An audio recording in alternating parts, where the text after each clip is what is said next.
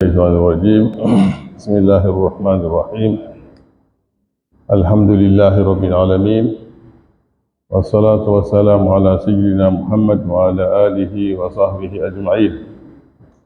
Chers frères, chers sœurs, Assalamu alaikum wa rahmatullahi wa barakatuh.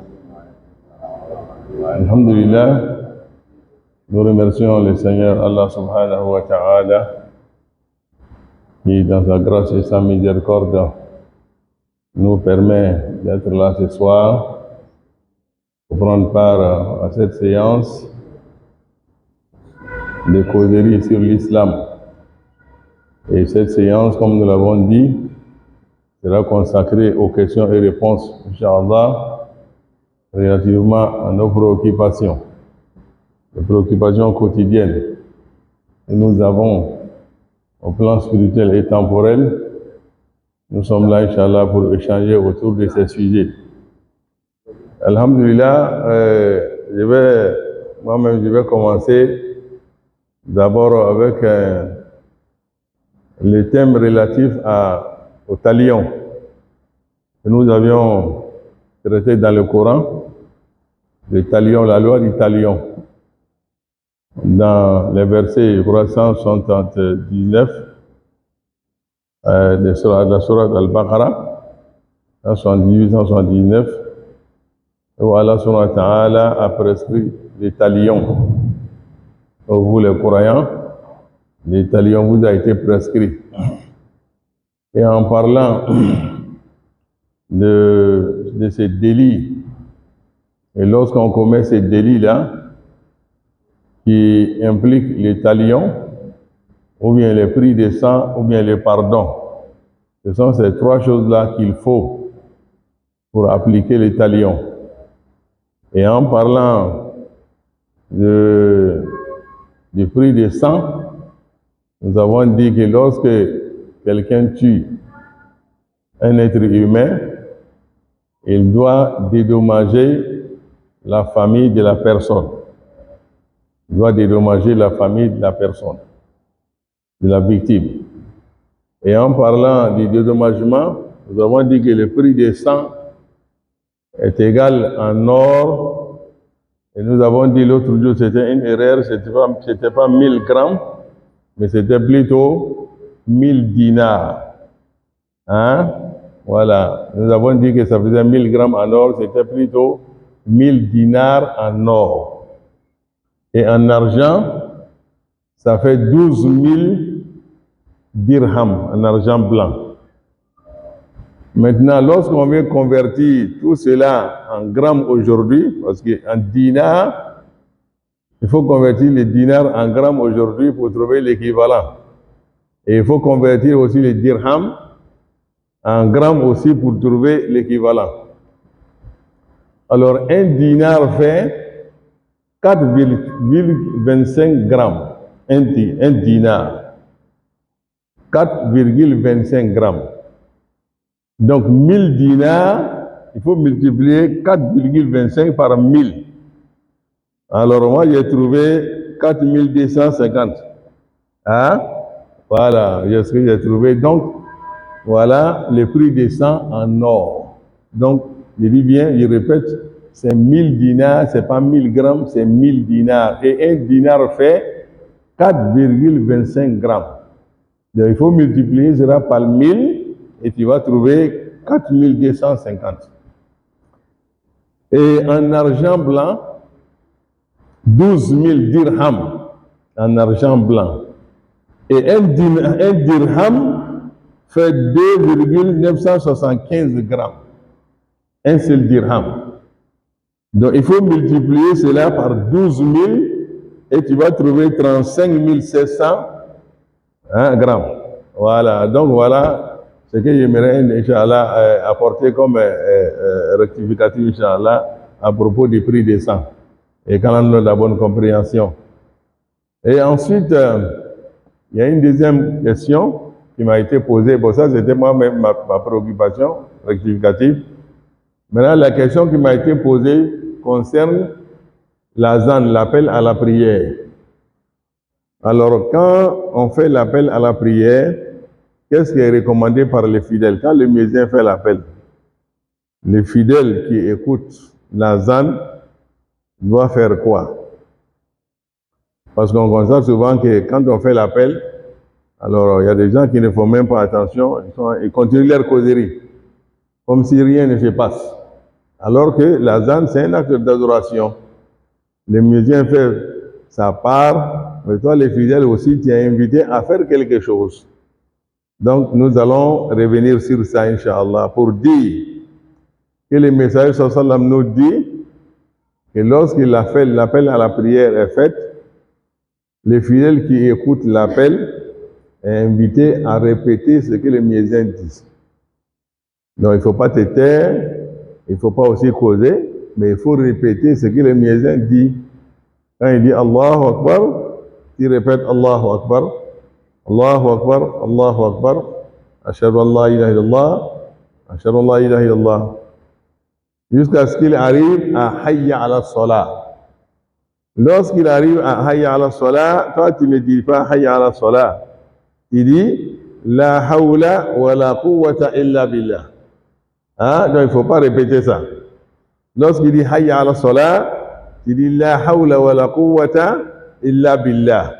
Donc les deux Hayya ala Salah, Hayya ala Salah, Hayya ala al-Falah, Hayya ala al-Falah, il faut plutôt dire La hawla wa la quwwata illa billah. Pourquoi il ne faut pas répéter cela? Pourquoi? Parce que le muezzin en disant Hayya ala Salah, ça dit venez à la prière, venez à la prière, venez à la félicité, venez à la félicité. Donc toi, le fidèle, tu dis quoi? La hawla, pas de force, pas de puissance pour venir à la prière, sauf avec la volonté d'Allah. Voilà ce qu'il faut dire. Donc il dit venez à la mosquée pour prier. Toi tu dis la hawla wa la quwwata illa billah, c'est-à-dire je n'ai pas de force ni de puissance pour me déplacer pour aller à la mosquée, sauf avec la volonté d'Allah subhanahu wa ta'ala. Voilà ce qu'il faut dire. Et à la fin, Allahu Akbar, Allahu Akbar, tu répètes Allahu Akbar, Allahu Akbar, La ilaha illallah, tu dis La ilaha illallah. Et après cela, il y a une invocation que le Messager sallam a recommandée. Il dit après l'appel, qu'est-ce qu'il faut dire? Il faut dire Allahumma Rabba hadhihi da'wati tamma was-salati al-qa'ima ati Muhammadan al-wasilata wal-fadila wab'athhu maqaman mahmoudan lillazi wa'adta innaka la tukhlifu al-mi'ad. Voilà ce qu'il faut dire.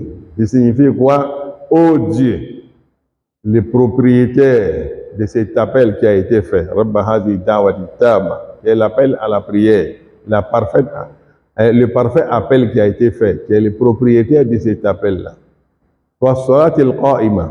Et qui est aussi le propriétaire de cette prière-là, pour laquelle nous sommes invités, qui est aussi le détenteur de cette prière-là. Donc je te demande, Ati Muhammadan al-Wasila, accorde à notre messager Muhammad sallallahu alayhi wa sallam le moyen qui lui permet d'accéder à la place honorable que tu lui as promis. Al-Wasila wal-Fadila. Accorde-lui le moyen pour accéder à la place qu'il veut. Wal-Fadila, et accorde-lui le bonheur. Wab'ashu maqaman mahmoudan allazi wa'adta. Chers frères, allez-y derrière. Les frères, allez-y derrière, allez-y dehors. Allez-y prier là-bas.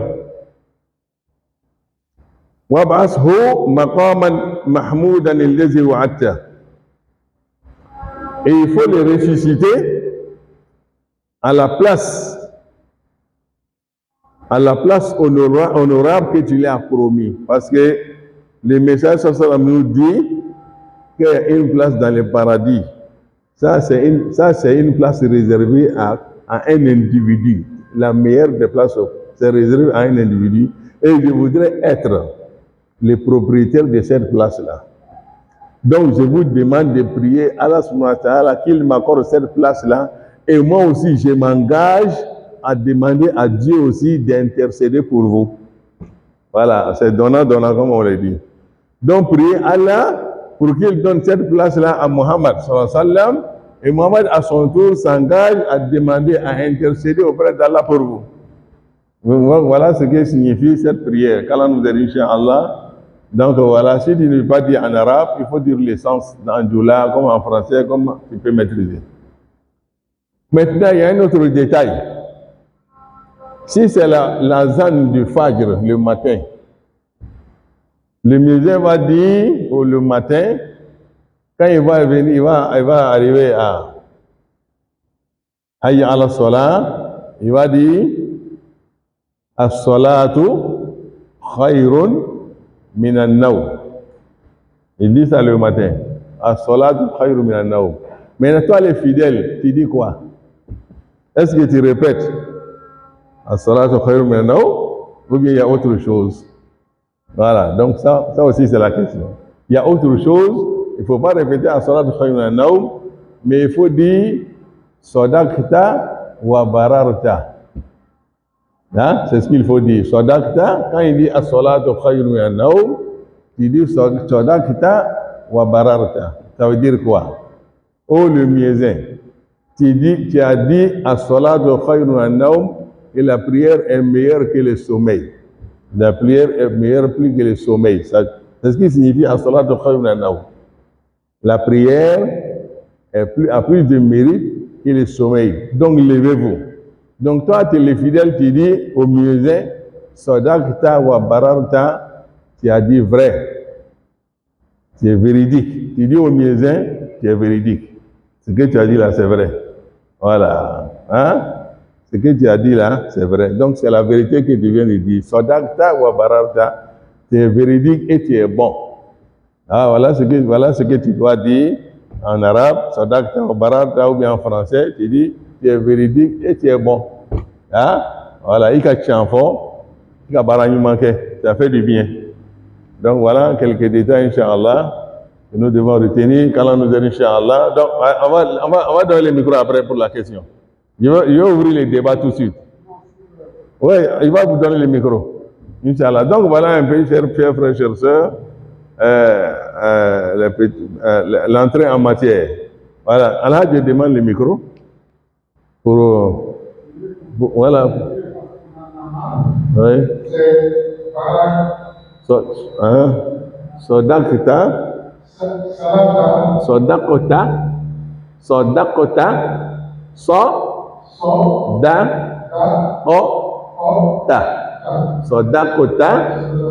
wa bararta. Voilà, wa bararta. Sadaqta wa bararta. Voilà, tu as dit vrai et tu es bon, tu as fait du bien. Voilà, nous allons, Inch'Allah. Prochaine question. Al-Hajj. Wa alaykum salam wa rahmatullah. Oui. Est-ce qu'on a pris une délice à réciter une longue sourate? Oui. Oui.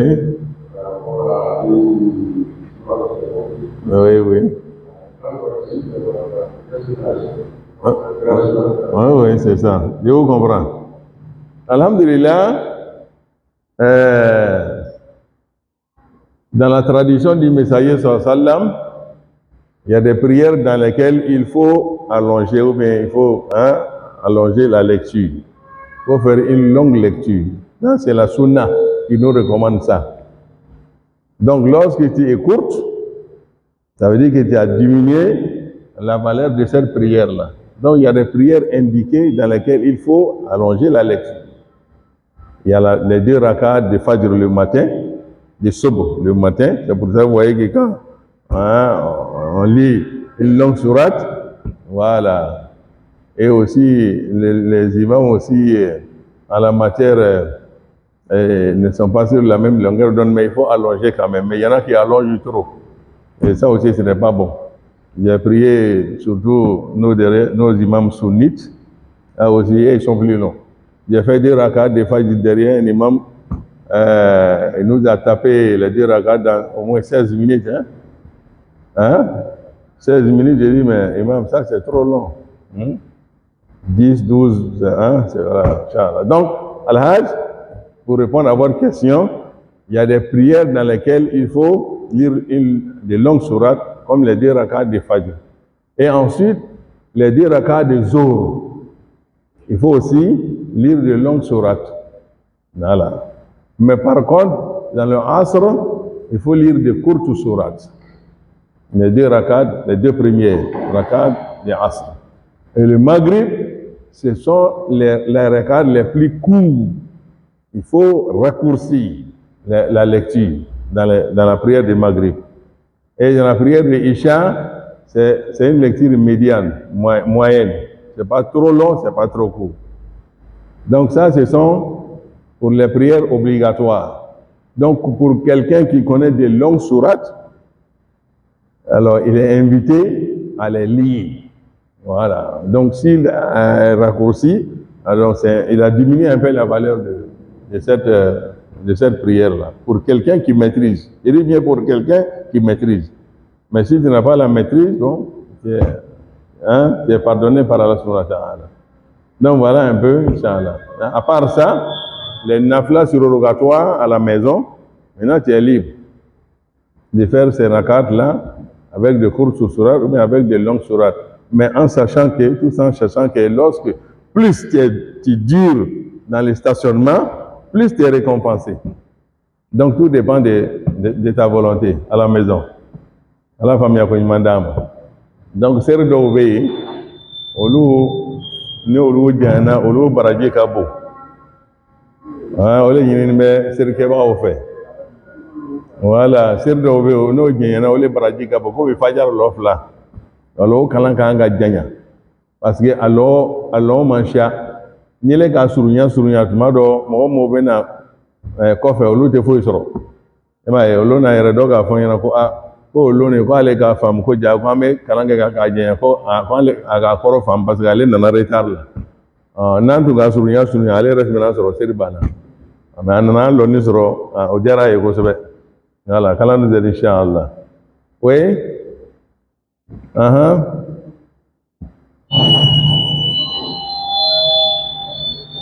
le micro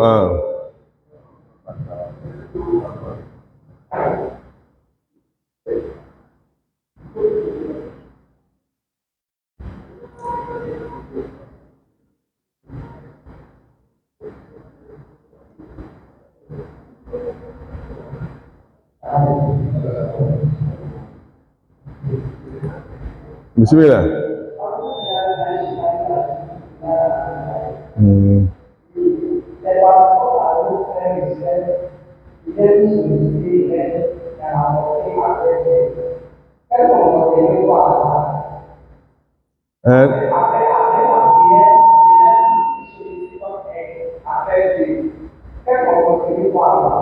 Je n'ai pas bien saisi. Qui c'est qui viennent? Oui. Ah, vous venez solliciter l'aide quoi? À la mosquée. Ah, d'accord. Oui, alhamdulillah. Ouais.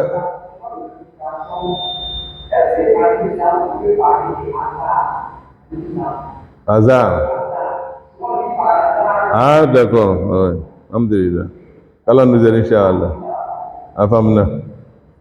Alors, pour nos frères qui viennent demander de l'aide à la mosquée, il faut lire que le message sallam nous dit que la mosquée n'est pas faite pour venir demander. Ce n'est pas un lieu de quête. Hein? La mosquée n'est pas faite pour ça.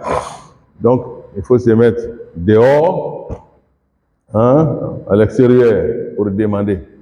Il a même vu quelqu'un en train de demander à la mosquée. Il dit non, qu'Allah ne bénisse pas ton action, ni ta demande. Voilà, donc la mosquée n'est pas un lieu de demande d'aide, Inch'Allah. Donc, il faut inviter ces personnes-là à aller. C'est pas quand les fidèles viennent nous voir, après la salam, viennent nous surprendre. Il dit, bon, va dehors, il faut aller attendre la grâce d'Allah dehors. Voilà ce que tu peux dire. Il ne faut pas les chasser, il ne faut pas l'insulter, mais dis-lui seulement d'aller dehors, d'aller attendre dehors, attendre la grâce d'Allah subhanahu wa ta'ala. Voilà ce que nous sommes invités à faire, Inch'Allah. Allah m'a demandé. Donc, dans le cas là, nous avons Misri là. donc o la n'a bɛ darili kɛ la an b'a fɔ a ye k'a ye taa kɛnɛ ma misiri tɛ misiri kɔnɔ yɔrɔ tɛ dali kɛ yɔrɔ ye o de kosɔn ala cila ka dɔ ye misiri kɔnɔ a bɛ darili kɛ la fo ala kana baraka don i ka dari la taa kɛnɛ ma misiri tɛ feere kɛ yɔrɔ ye kɔnɔ yɔrɔ tɛ feere kɛ yɔrɔ ye dali kɛ yɔrɔ tɛ ala y'an dɛmɛ. Et la deuxième question, c'est le mot hasard, par hasard. Donc, les musulmans est invité à vraiment à ne pas employer, ce sont des termes qu'il faut éviter en tant que musulman, par la volonté de Dieu. Voilà ce qu'il faut dire. Hein? Voilà, par la volonté d'Allah subhanahu wa ta'ala. Mais il n'y a pas de hasard dans la vie du musulman. Non, on dit par la volonté d'Allah subhanahu wa ta'ala. Hein? Il faut éviter ce genre de propos en tant que musulman. Voilà. Allah m'a demandé. Donc, ni islamaï, comment d'obéir, en kalam. On a, ça nous provient d'une autre culture. Voilà, on a étudié dans des écoles où on nous a appris ça, la philosophie, il y a des thèmes philosophiques. Lorsqu'on est croyant, nous sommes invités à abandonner ça. On a appris ça à l'école, les hasards, des termes comme ça. Mais quand on est croyant, il faut utiliser de moins en moins ces termes-là. Ou bien il faut les abandonner même. En lieu et place, il faut dire, par la volonté d'Allah subhanahu wa ta'ala, nous nous sommes rencontrés, ou bien nous avons pu faire ça, etc. etc. Hein? Donc, ce sont des termes qu'il faut de plus en plus éviter de... Mais souvent, on a du mal, parce qu'on est habitué. Voilà. Donc, si on fait ça par inadvertance, Dieu ne prend pas cela en compte. Mais il ne faut pas faire ça une habitude. Hein? Et à répéter cela aussi par exprès. Voilà, c'est ce qu'il faut. Donc, c'est un combat qu'il faut mener contre ce genre de formules. Allah m'a demandé. Salam. Hein? Là?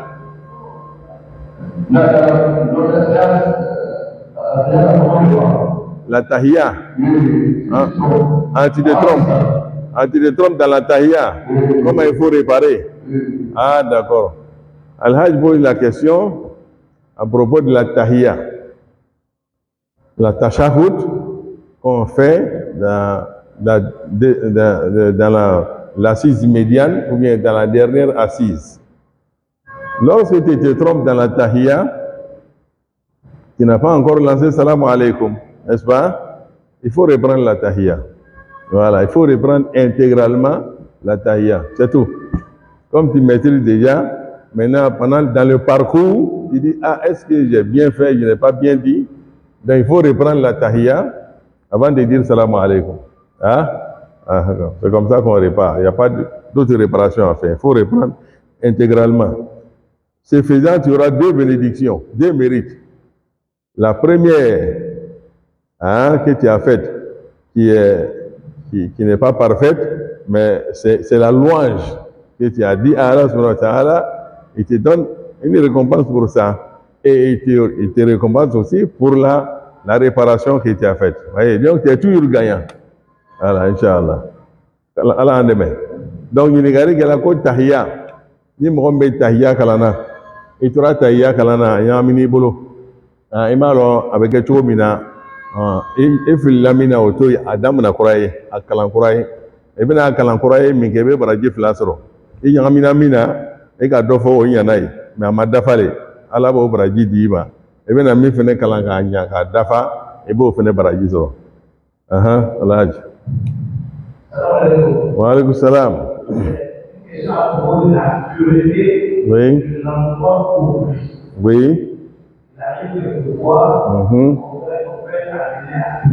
Oui. Oui. Mais par exemple, c'est un endroit où les gens passent. Et les pas et il est l'heure de la prière. Certains disent que, ok, on peut prier parce que c'est comme ça. D'autres disent que comme certaines passes dans la gueule costume, ce n'est pas bon. Et le cas même, lorsque je priais au stade, moi, nous sommes mis ensemble pour prier à tout temps. Oui. Et au lieu d'aller dans le bois, Oui. il y avait un passage. Oui. Les gens passaient derrière. Oui. D'autres appréciaient, d'autres pas appréciaient. Oui. Dieu dit ça. Non, concernant le lieu de la prière, il faut regarder seulement est-ce que le lieu est sec. C'est pas humide, c'est pas mouillé. Voilà, s'il n'y a pas de liquide qui coule, hein, il n'y a pas d'humidité qui montre que c'est la souillure, c'est soit l'urine ou bien chose, si c'est sec, il n'y a pas de problème. Hein? Alors, ni yoro janino kaba. Vous dites que les gens passent beaucoup, non, non, non. Il faut remarquer est-ce que le lieu est sec. Voilà. Ni yoro nyingini no, asumani no tuko dola, la ma fola wa, peut-être dit do bona ou bien fait do bona, mais non, te yoro janino. Eh bien, sérieux, ça paraît, hein? Qu'Allah nous aide, Inch'Allah. Voilà.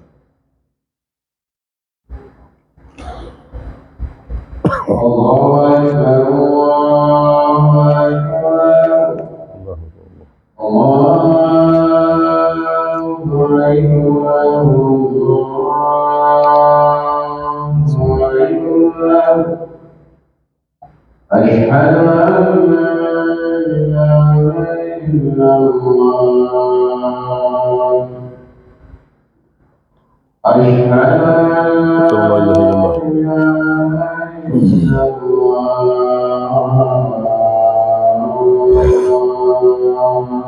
أشهد أن لا إله إلا الله أشهد أن لا إله إلا الله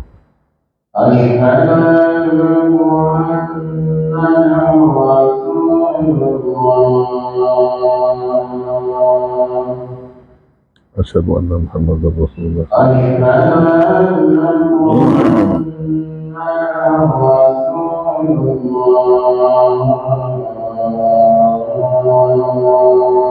أشهد أن محمدا رسول الله أشهد أن محمدا رسول الله حي على الصلاة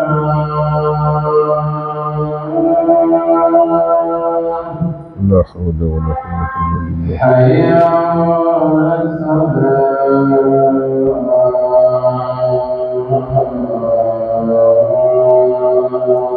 لا حول ولا قوة إلا بالله حي على الفلاح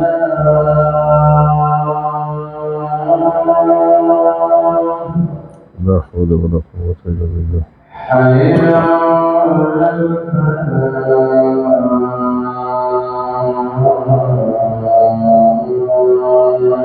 لا حول ولا قوة إلا بالله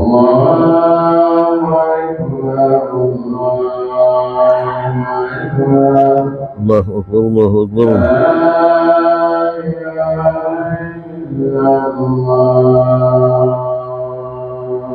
لا إله إلا الله اللهم رب هذه الدعوة التامة والصلاة القائمة آت محمدا الوسيلة والفضيلة وبعثه مقاما محمودا الذي أعطينك لا تخلف الميعاد وصلنا على سيدنا محمد ورسول الله الحمد لله oui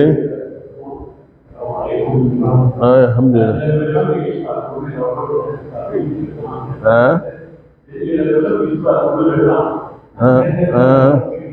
Bon, ma question c'est par rapport à la prière de Nathan. oui jamais oui oui oui c'est presque suivi en même temps. Oui, oui, oui. Oui. Ah oui. Pourquoi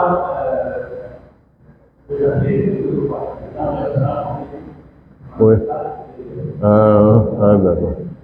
Alhamdulillah, donc là, je vais savoir à propos de la prière mortière, Salatul Janaza. Il a remarqué qu'il y a 4 takbirats, mais après le dernier takbir, généralement les imams lancent le salam, c'est-à-dire le takbir est joint au salam. Il n'y a pas ne marque pas un temps pour une petite prière, généralement. Alors, il faut dire qu'en matière de Salatul Janaza, les parties les plus importantes où on doit prier, c'est d'abord le premier takbir, où nous sommes invités à lire généralement la Fatiha. On peut même ajouter une sourate. Hein? On peut même ajouter une sourate sur la Fatiha, Qul huwa Allah. Tout cela est possible. Et après la deuxième takbirat, c'est Salatu Ibrahimiyya, il faut la salat sur le prophète sallallahu alayhi wa sallam. Et la troisième maintenant est consacrée aux défunts. Donc c'est pour cela la plupart des imams font tout, ils disent tout dans la troisième, c'est-à-dire consacré aux défunts et même aux vivants. Voilà, oui. Donc il dit tout dans la troisième. C'est pour ça que vous voyez que souvent dans la troisième là, l'imam est long, parfois. Donc pour éviter de répéter ces mêmes prières-là, après la quatrième, il dit tout dans la troisième. Donc après la quatrième net, il dit Salam alaikum wa rahmatullah. Et ça, c'est généralement l'école Hanbalite. L'école Hanbalite applique ça beaucoup. Mais chez les Malikites, après la quatrième takbirat, on fait une petite prière et puis suivi de Salam alaikum. Voilà. Donc voilà un peu ce qu'il faut, Inch'Allah. La petite remarque. Voilà, à faire. Donc, comme je l'ai dit, on peut soit, après la quatrième takbirat, réciter une invocation et dire Salam alaikum, ou bien ne rien dire, parce qu'on aura tout dit après la troisième. On a prié pour les morts et pour les vivants. Donc, après la quatrième, donc, il lance le Salam alaikum. Et pourquoi une seule salam? Voilà. On peut lancer 2 salams, mais généralement, les messages salam lancent une salam dans Janaz. Généralement. Sinon, on peut lancer les 2. Mais en général, les messages salam dans ces prières mortières lançaient une seule salam. Assalamu alaikum wa rahmatullah, une seule. En général, c'est ce qu'il faisait. Voilà. Mais si l'imam fait, tu vas voir un imam aussi lancer les 2. Donc, il faut être surpris. Voilà, il peut faire les 2 et ce n'est pas une surprise. Voilà, ça aussi c'est la sunna. Voilà. Allah m'a demandé là. Oui.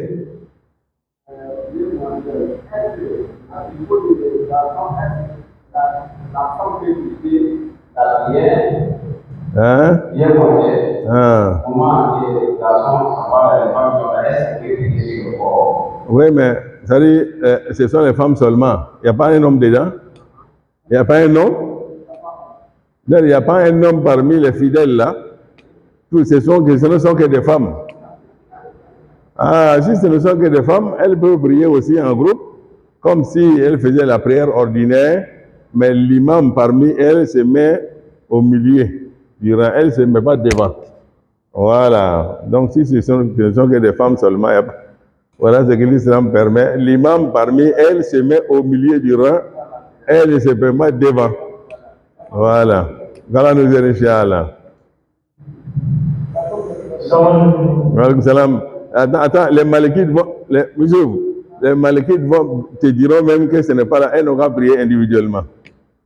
Elles ne prient pas en groupe. Hein? Elles ne prient. Les femmes, c'est les Malikites là. Elles ne font pas de prière en jama, prière ordinaire. Elles prient individuellement.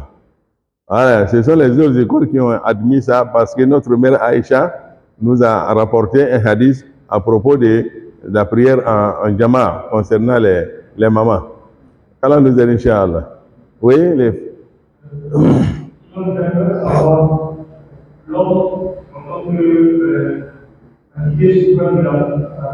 Oui.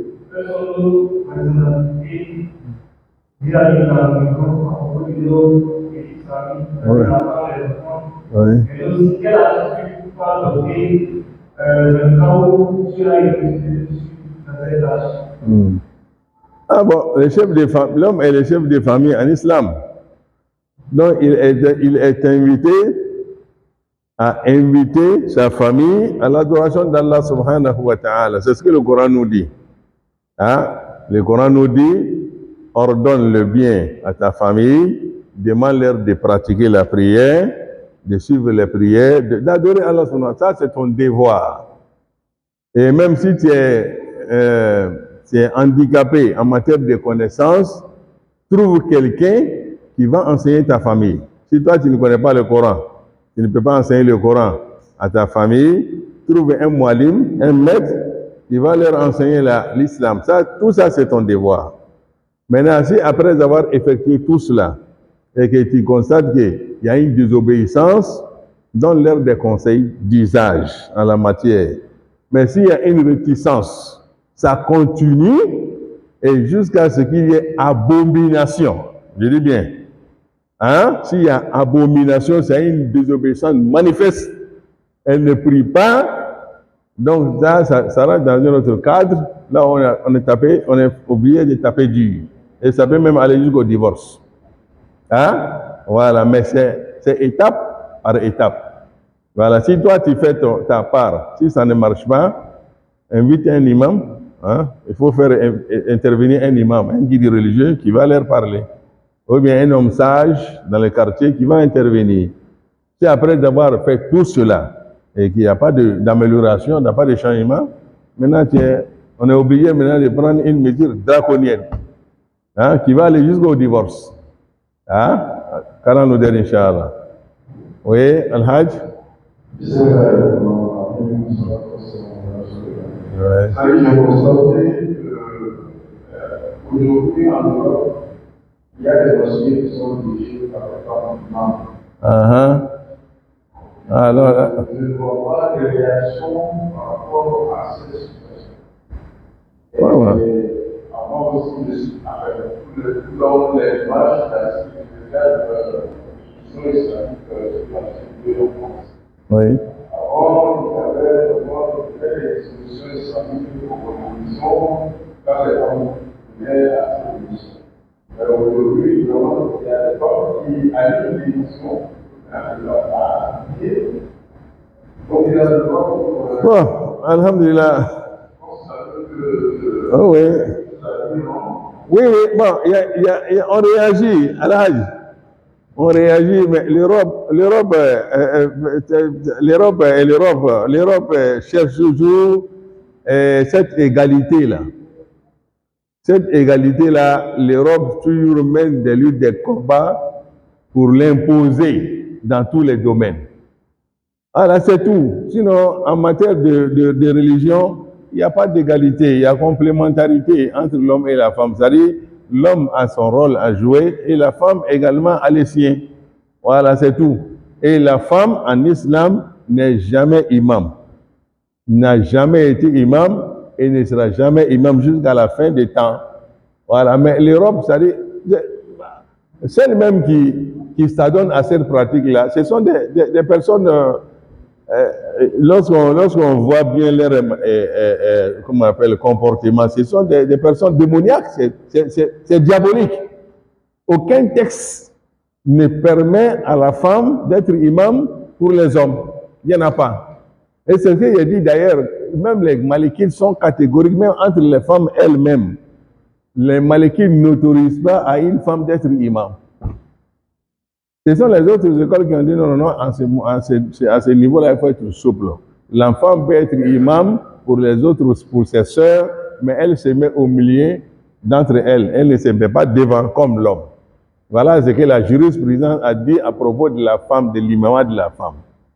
Allez. Même on a eu à polémiquer sur le nouveau converti, hein, qui a une femme à côté qui sait bien lire le Coran, mais lui, il est nouvellement converti, il ne connaît rien. Est-ce que la femme peut lui diriger dans la prière? Pas question. La femme ne fait que lui montrer les versets, les premiers versets à réciter dans la prière. C'est tout. Voilà ce que tu peux dire, voilà ce que tu fais. Elle lui montre comment il faut faire les gestes. Mais elle ne peut pas être son imam. Hein? Donc, Allah nous dit, Inch'Allah, mais comme je l'ai dit, l'Europe vraiment veut toujours saboter ce que l'islam dit, veut toujours contrevenir aux enseignements d'Allah subhanahu wa ta'ala, que Dieu nous dit, Inch'Allah, ça ne marchera pas. Allah subhanahu wa ta'ala a été fait, Inch'Allah. Islamaya quand même pas qu'on l'a. Mais on va se regarder. Inch'Allah. Sinon, on réagit. Les imams sur les réseaux sociaux, il y a des gens sur les réseaux sociaux qui interviennent contre ces pratiques-là, mais on ne les écoute pas. Souvent même l'imam même qui est en Europe là-bas, qui intervient trop sur ça là, il est poursuivi. En Europe, ou bien en France, un prédicateur qui va s'attarder sur ça, qui va toujours condamner cette pratique-là, lui-même sera poursuivi par la justice, parce qu'on va dire qu'il est intégriste. Ouais, donc c'est pour cela on est souvent, ceux qui sont là-bas, là, ils sont souvent obligés d'être souples. Hein? Il y a des imams qu'on expulse. Ouais, on voit, il y a des imams marocains ou bien je ne sais pas qui a été expulsé pour ses propos. Alors qu'il ne dit rien de mal. Voilà, mais on dit qu'il tient des propos extrémistes, des propos violents. Alors que non.